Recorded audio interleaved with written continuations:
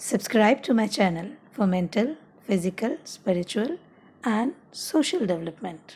लोग अपने हालात को तो बेहतर बनाना चाहते हैं, लेकिन खुद को बेहतर नहीं बनाना चाहते। इसीलिए वे हमेशा बंधन में ही रहते हैं। जो व्यक्ति आत्मत्याग के लिए तत्पर रहता है, वह अपनी मनचाही वस्तु को पाने में कभी असफल नहीं होता।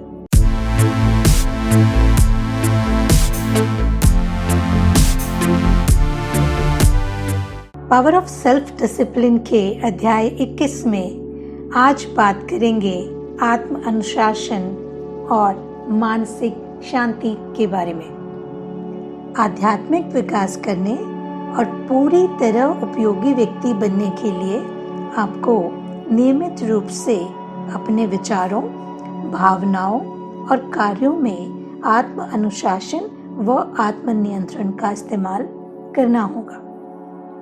आत्म अनुशासन से मानसिक शांति कैसे प्राप्त की जा सकती है, ये जानने के लिए हम बात करेंगे 5 बिंदुओं के बारे में। पहला, बाहरी सफलता बनाम आंतरिक सफलता। दूसरा, सही होने की आवश्यकता।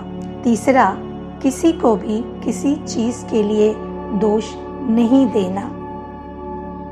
चौथा, अपने कष्टों से प्रेम नहीं करना। पांचवा, क्षमा करना। शुरुआत करते हैं बाहरी सफलता बनाम आंतरिक सफलता से। बाहरी संसार में सफल होने के लिए आपको खुद को इस बात के लिए अनुशासित करना होता है कि आप एकाग्रचित्त बने, अपने काम में कड़ी मेहनत करें, अपने लक्ष्यों की दिशा में सतत कार्य करें और अपने जीवन में ऊपर की ओर बढ़ते समय बेहतर और ज़्यादा सक्षम बने। जबकि आंतरिक संसार में सफल होने के लिए अलग तरह की योग्यताओं की आवश्यकता होती है। आंतरिक शांति प्राप्त करने के लिए आपको खुद को अनुशासित करना होगा कि आप हर उस चीज़ को छोड़ दें जो आपकी आंतरिक शांति और संतुष्टि के एहसास में बाधा डाल सकती हो। ज़्यादातर लोग विचारों व भौतिक चीज़ों के प्रति आसक्त हो जाते हैं, उन्हें छोड़ना नहीं चाहते। कई बार इन बाहरी बातों में इतने ज़्यादा उलझ जाते हैं कि इससे उनके मानसिक और शारीरिक स्वास्थ्य पर भी प्रभाव पड़ता है। जब आप विरक्ति का अभ्यास करते हैं, खुद को भावनात्मक रूप से चीज़ों या परिणामों से अलग कर लेते हैं, तो नकारात्मक भावनाएं भी उसी तरह थम जाती हैं जिस तरह प्लग से अलग करने पर बल्ब की रोशनी बंद हो जाती है। दूसरा बिंदु, अधिकांश लोग दिल की गहराई से यह चाहते हैं कि उनकी बात को सही माना जाए। जब आप यह परवाह करना छोड़ देते हैं कि आपकी बात को सही माना जाए, तो सही होने की इस आवश्यकता से जुड़ी सारी भावनाएं गायब हो जाती हैं।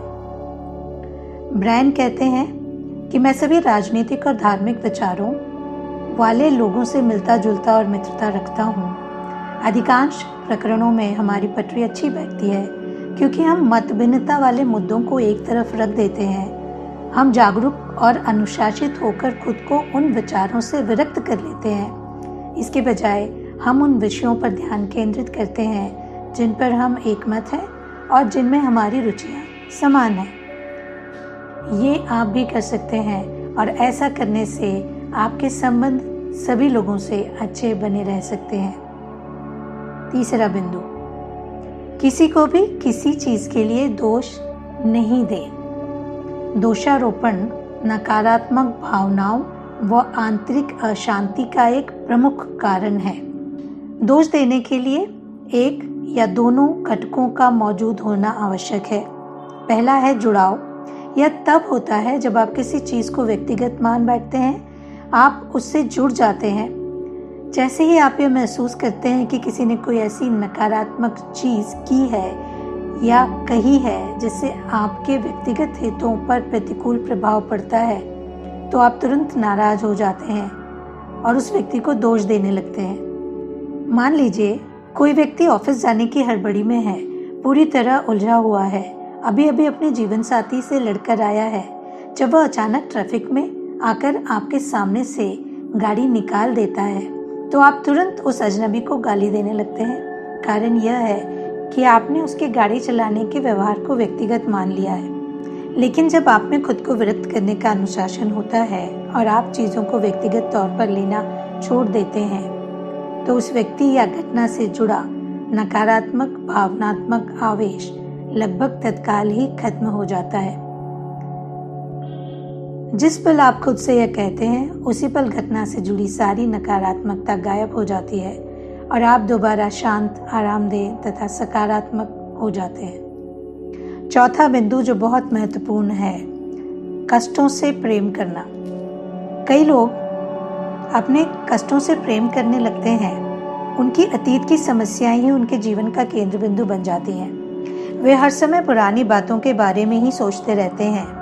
वे अतीत में चोट पहुंचाने वाले लोगों के साथ दिन रात गुस्से भरी बातचीत करते रहते हैं, तब भी जब वे लोग आसपास कहीं भी मौजूद नहीं होते।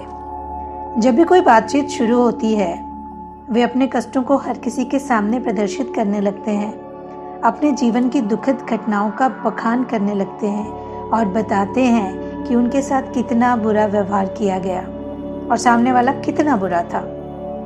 आप में खुद को इस क्षेत्र में अनुशासित करने की क्षमता होनी ही चाहिए।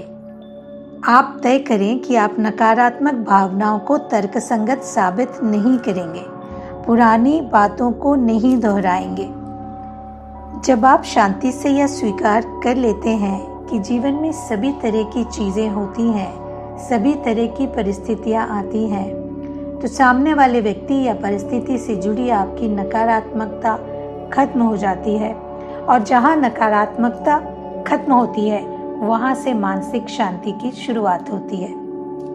पांचवा बिंदु, क्षमा करने का अभ्यास करें। क्षमा करने का अभ्यास आध्यात्मिक विकास में आत्मानुशासन का शिखर है।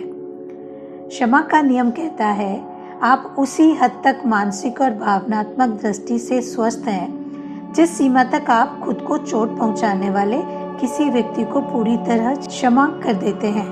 किसी नकारात्मक अनुभव के बाद आपको केवल एक सवाल पूछने और उसका जवाब देने की जरूरत होती है कि इस घटना से उबरने और जीवन में आगे बढ़ने में मुझे कितना समय लगेगा। और यह एक ऐसा निर्णय है जिसे सिर्फ आप ही ले सकते हैं। यदि आप वाकई खुश रहना चाहते हैं तो यह आपके जीवन के सबसे महत्वपूर्ण निर्णयों में से एक होगा। यही नहीं, यह आपके मानसिक और आध्यात्मिक अनुशासन की सच्ची परीक्षा भी है। आपका क्षमा का ग्राफ सीधी रेखा में भी जा सकता है और यह तेजी से नीचे की तरफ भी आ सकता है। यदि आपका क्षमा करने का ग्राफ सीधी रेखा में है तो इसका मतलब है कि आप काफी समय तक नाराज रहते हैं। कई बार तो आप घटना के कई वर्ष या कई दशक बाद भी उतने ही नाराज बने रहते हैं। ऐसे अनगिनत लोग हैं जो अब भी किसी ऐसी चीज के बारे में नाराज हैं जो उनके माता पिता ने दशकों पहले उनसे कही थी या उनके साथ की थी। यही नहीं, वे मौका मिलते ही आपको इस बारे में बता भी देते हैं। वे आपको बड़े भावुक अंदाज में बताते हैं कि उनके बचपन में माता पिता ने उनके साथ अमुक बुरा व्यवहार किया था जिसके लिए उन्होंने उन्हें अभी तक माफ नहीं किया है।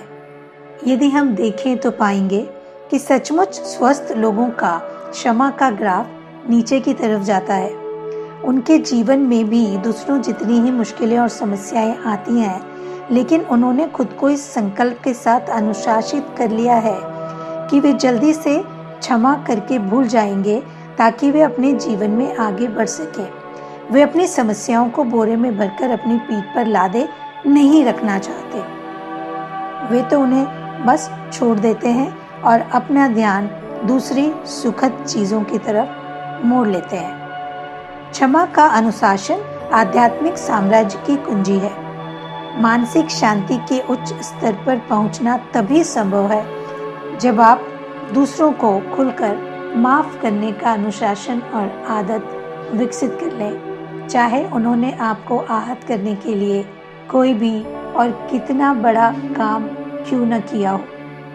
माफ करने का अभ्यास करें। माफ करने का अभ्यास आध्यात्मिक विकास में आत्म अनुशासन का शिखर है। आइए अब तुरंत नोट कर लेते हैं कि मानसिक शांति के लिए किन किन अभ्यासों की आवश्यकता है, क्योंकि बिना मानसिक शांति पाए किसी और तरह की सफलता पाना संभव ही नहीं है। अभ्यास 1, क्षमा का परीक्षण करें।